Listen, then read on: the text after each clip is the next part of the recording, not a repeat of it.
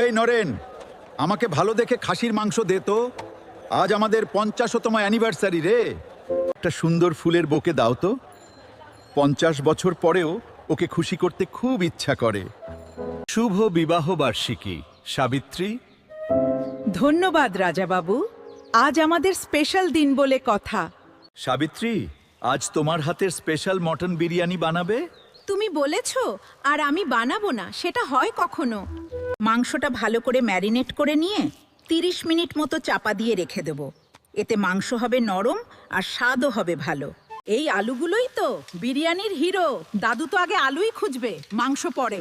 ভাতটা কিন্তু পুরো সেদ্ধ করব না, 70 থেকে 80% মতো সিদ্ধ করবে, তা না হলে ভাত পায়েস হয়ে যাবে। এই পেঁয়াজগুলো কিন্তু এখনো বাচ্চা, আর একটু পরেই একদম স্টার হয়ে যাবে। এই দেখো, একদম গোল্ডেন হিরো বেরেস্তা। আগে কড়াইতে তেলটা গরম করে নিই। এইবার তেজপাতা, এলাচ, দারচিনি দিচ্ছি। এইবার পেঁয়াজ দিচ্ছি। ধীরে ভাজতে হবে, না হলে পুড়ে গেলে কিন্তু সবাই দোষ আমাকেই দেবে। সোনালি হলেই বুঝবে একদম পারফেক্ট। এই দেখো, পেঁয়াজগুলো একদম লাল লাল হয়ে গেছে। এবার আদা রসুন বাটা দিচ্ছি। এইটাই আসল গন্ধের বোমা। নাড়ো নাড়ো, না হলে ফেটে যাবে। এইবার ম্যারিনেট করা মটনটা ঢেলে দিচ্ছি। এইটাই কিন্তু আজকের আসল হিরো। কি গো সাবিত্রী, কত দূর হলো তোমার বিরিয়ানি? এই তো হচ্ছে, একটু ধৈর্য ধরো।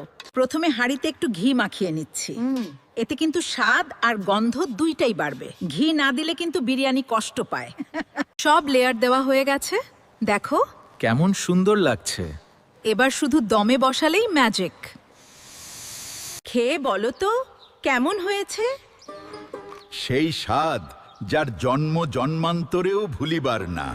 50 বছর হয়ে গেল, তবুও স্বাদটা একদম আগের মতোই।